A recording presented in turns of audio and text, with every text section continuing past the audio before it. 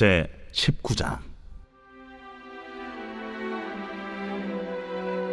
이스라엘 자손이 애굽 땅을 떠난 지 3개월이 되던 날, 그들이 시내 광야에 이르니라. 그들이 르비딤을 떠나 시내 광야에 이르러 그 광야에 장막을 치되 이스라엘이 거기 산 앞에 장막을 치니라. 모세가 하나님 앞에 올라가니 여호와께서 산에서 그를 불러 말씀하시되, 너는 이같이 야곱의 집에 말하고 이스라엘 자손들에게 말하라. 내가 애굽 사람에게 어떻게 행하였음과 내가 어떻게 독수리 날개로 너희를 업어 내게로 인도하였음을 너희가 보았느니라. 세계가 다 내게 속하였나니 너희가 내 말을 잘 듣고 내 언약을 지키면 너희는 모든 민족 중에서 내 소유가 되겠고 너희가 내게 대하여 제사장 나라가 되며 거룩한 백성이 되리라. 너는 이 말을 이스라엘 자손에게 전할지니라. 모세가 내려와서 백성의 장로들을 불러 여호와께서 자기에게 명령하신 그 모든 말씀을 그들 앞에 진술하니 백성이 일제히 응답하여 이르되, 여호와께서 명령하신 대로 우리가 다 행하리이다. 모세가 백성의 말을 여호와께 전하매 여호와께서 모세에게 이르시되, 내가 빽빽한 구름 가운데서 네게 임함은 내가 너와 말하는 것을 백성들이 듣게 하며 또한 너를 영영히 믿게 하려 함이니라. 모세가 백성의 말을 여호와께 아뢰었으므로 여호와께서 모세에게 이르시되, 너는 백성에게로 와서 오늘과 내일 그들을 선결하게 하며 그들에게 옷을 빨게 하고 준비하게 하여 셋째 날을 기다리게 하라. 이는 셋째 날에 나 여호와가 온 백성의 목전에서 시내산에 강림할 것임이니 너는 백성을 위하여 주위의 경계를 정하고 이르기를, 너희는 삼가 산에 오르거나 그 경계를 침범하지 말지니 산을 침범하는 자는 반드시 죽임을 당할 것이라. 그런 자에게는 손을 대지 말고 돌로 쳐 죽이거나 화살로 쏘아 죽여야 하리니 짐승이나 사람을 막론하고 살아남지 못하리라 하고 나팔을 길게 불거든 산 앞에 이를 것이니라 하라. 사랑하는 큰숲 가족 여러분, 더위가 한풀 꺾인 것 같습니다. 하지만 또 코로나가 재유행 조짐을 보인다고 하니까 여러분 건강에 더 유의하시기를 바랍니다. 자, 오늘도 하나님의 말씀 가운데로 우리가 함께 나아가겠습니다. 오늘 본문은 출애굽기 19장 1절에서 13절까지입니다. 하나님께서 그의 백성 이스라엘을 포로의 애굽에서부터 자유로 출애굽시킨 사건은 단지 그들이 불쌍하고 그냥 자유를 주시기 위한 이 단순한 목적이 아니라 이스라엘 백성을 통해 하나님께서 이루시고자 하는 비전이 있었다는 것을 우리는 알게 됩니다.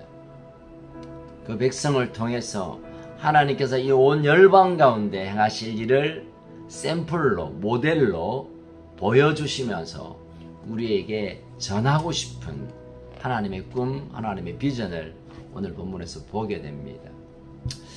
자, 출애굽한 지 한 3개월쯤 지났다고 1절에서 말합니다. 그리고 하나님은 모세를 시내산에 불러서 이제 앞으로 이 백성과 함께 이루고 싶은 하나님의 꿈, 하나님의 비전을 언약의 모습으로 모세와 이스라엘 백성과 맺어가고 있음을 보게 됩니다. 그래서 출애굽기 19장부터 26장까지를 시내산 언약이라고 별명을 붙여서 많은 사람들은 말합니다. 자, 하나님께서 이루고 싶은 꿈이 뭘까요? 하나님께서 이 열방 가운데, 전 역사 가운데 이루시고자 하는 비전이 뭘까요? 오늘 본문은 4절에서 그 언약, 그 하나님의 꿈에 대한 전제를 이렇게 놓고 시작합니다. 4절, 내가 애굽 사람에게 어떻게 행하였음과 내가 어떻게 독수리 날개로 너희를 업어 내게로 인도하였음을 너희가 보았느니라. 하나님께서 이 이스라엘 백성을 애굽에서 출애굽한 것은 철저히 하나님의 혼자, 하나님 혼자 행하신 일, 곧 하나님의 은혜였음을 먼저 전제로 말씀을 상기시킵니다. 여러분, 이스라엘 백성이 출애굽하기 위하여 한 일이 뭘까요? 전쟁을 치르기 위한 준비를 했을까요? 이삿짐을 잘 쌌을까요? 아니면 바로에게 데모를 했을까요? 어떤 계획을 세웠을까요? 아니요. 철저히 하나님이 이스라엘 백성의 그 울부짖음을 들으셨고, 모세를 사용하시고 아론을 세우시고, 그리고 그들과 함께 하나님의 전적인 은혜로 이 출애굽의 시간을 보내고 있음을 하나님이 먼저 상기시킵니다. 그리고 말씀합니다. 이 세상의 모든, 5절에 보니까 이 세계가 다 내게 속하였다. 하나님께서, 당시에는 이스라엘 백성이 생각할 거예요. 아마 애굽과 이집트와 이스라엘 두 나라만 생각했겠지만, 하나님은 온 우주 만물의 모든 민족의 주권을 가지고 있는 분임을 그들에게 다시 깨우칩니다. 그리고 본격적인 하나님의 비전, 이스라엘 백성을 통하여 하나님께서 이루시고 싶어하는 비전, 또 이스라엘 백성의 입장에서 보면 하나님이 왜 우리를 구원하셨는가에 대한 그 어떤 이유, 사명이 뭔가를 5절에서 분명히 이렇게 말합니다.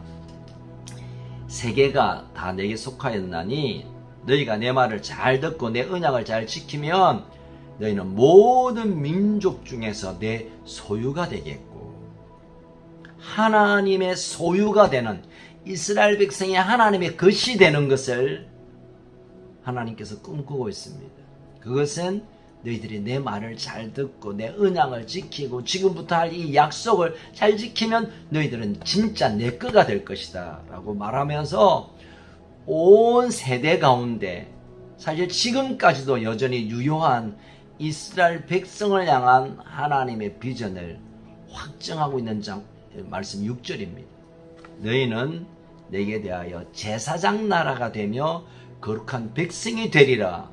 이 말을 온 이스라엘 자손에게 전하라. 너희들은 제사장 나라가 되고 거룩한 백성, 이게 너희들의 아이덴티티, 너의 정체성이다.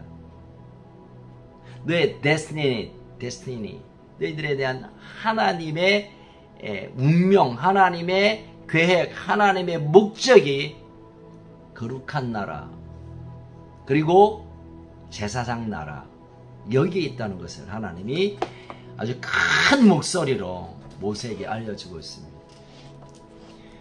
다시 말하면 하나님께서 이스라엘 백성을 제사장 나라 삼으시려고, 거룩한 하나님의 백성 되게 하시려고 출애굽이란 이런 놀라운 일들을 행하셨다라고 말씀하고 있는 것이죠. 여러분, 제사장 나라가 뭡니까?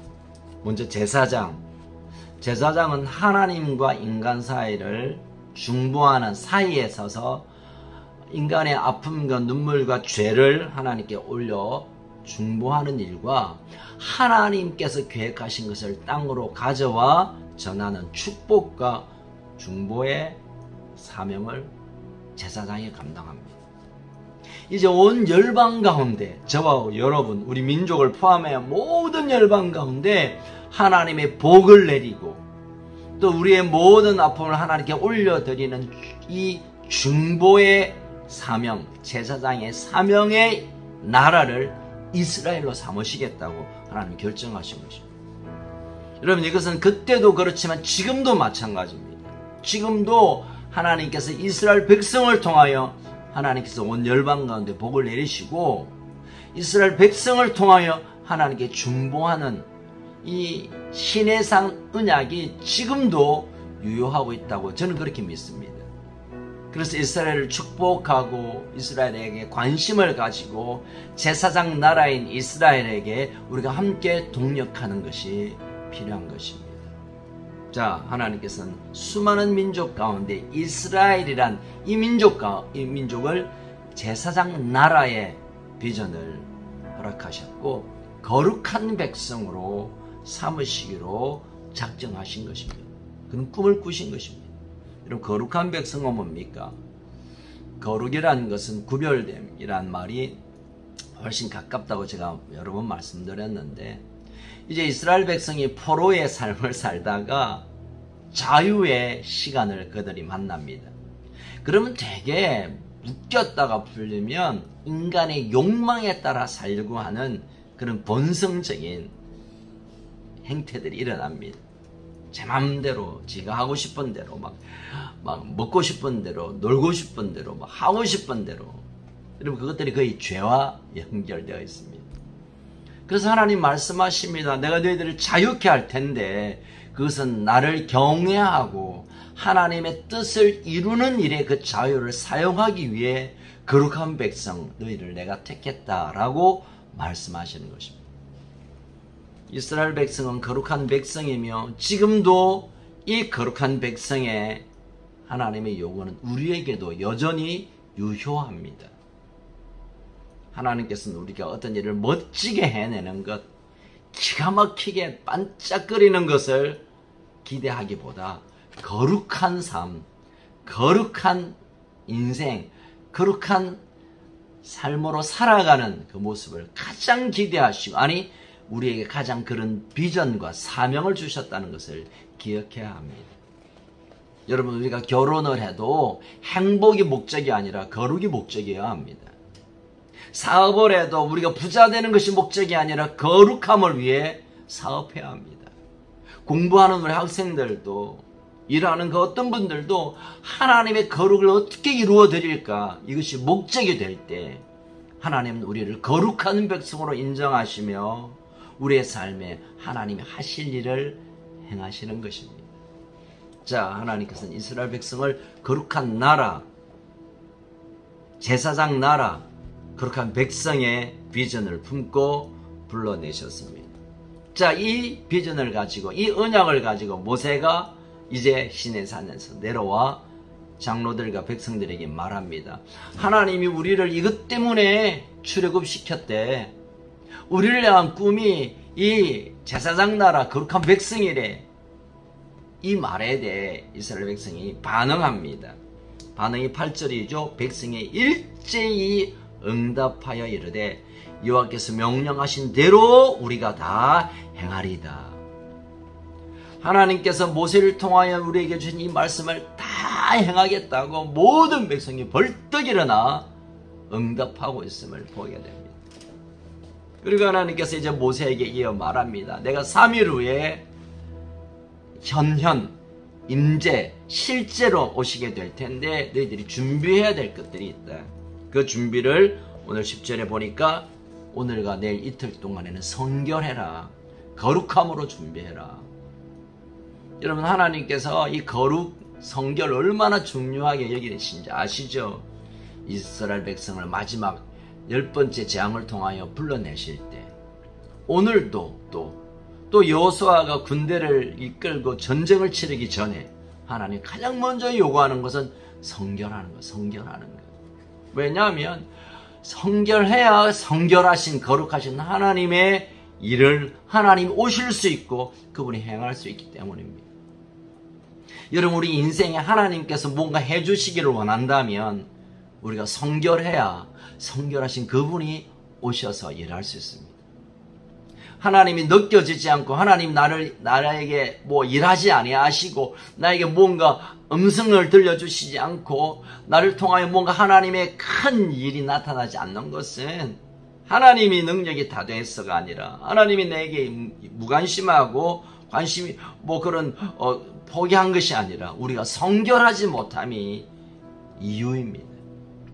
하나님 음성 듣고 싶습니까? 하나님이 나와 우리 가정과 우리 사업에 개입하셔서 하나님의 능력으로 일하는 것을 보고 싶습니까? 그렇다면 우리가 성결해야 합니다. 이틀 동안 하나님은 이스라엘 백성을 향하여 너희들이 성결하라, 이 준비하라 그렇게 말하시면서 마지막 13절에 보니까 12절이죠. 백성에게 주의의 경계, 이제 내가 임하게 될 텐데 하나님이 임하시는 그 주의 경계에는 아무나 오지 않도록, 산에 오르거나 그 경계를 침범하지 말라. 12절에 보니까 산을 침범하는 자는 반드시 죽임을 당하게 되고 13절에 그런 자는 돌로 쳐 죽이거나 화살로 쏘아 죽이겠다. 하나님께서 우리가 가까이 하기를 원하시지만 그러나 하나님께서 경계로 그어놓으신 그 어떤 영역이 있습니다. 그것을 뛰어넘어서는 안 됩니다. 다시 말하면 하나님의 말씀과 하나님의 요구하심 앞에 우리가 전적으로 순종하여 나아가야지 내 방식, 내 생각, 자의적인 자기의 어떤 관점으로 접근하지 말라는 겁니다. 여러분 우리 신앙생활도 마찬가지입니다. 내 생각이 있으면 이랬으면 좋겠고 교회 일도 마찬가지죠. 이렇게 하는 게 훨씬 나을 것 같고 아닙니다. 하나님께서 정하신 말씀과 교회 공동체가 정한 규례에 따라 하는 것이 하나님의 일을 감당하는 자의 가장 기본적인 마음이어야 합니다. 오늘 하나님께서 왜 모세에게 이스라엘 백성에게 경계를 넘어선 자를 이렇게 혹독하게 말씀하시느냐. 여러분 우리가 때때로 우리의 열심히 뭔가 좀 잘해보려고 하는 생각이 하나님의 생각을 뛰어넘을 수 있고 때로는 그 생각이 하나님의 자리에 오를 수 있는 교만의 가능성이 있기 때문입니다. 그래서 여러분 그래서 뭘 잘하려고 하지 마세요. 뭘 좀 잘 생각하고 뭘 자기 마음대로 자의적으로 뭐 어떤 평소에 생각했던 것 뭐 옛날에 왕년에 뭐 좀 했던 것 그걸 가지고 오면 하나님께서는 지금은 돌로 쳐주거나 화살을 쏘지는 않겠지만 하나님 기뻐하지 않습니다.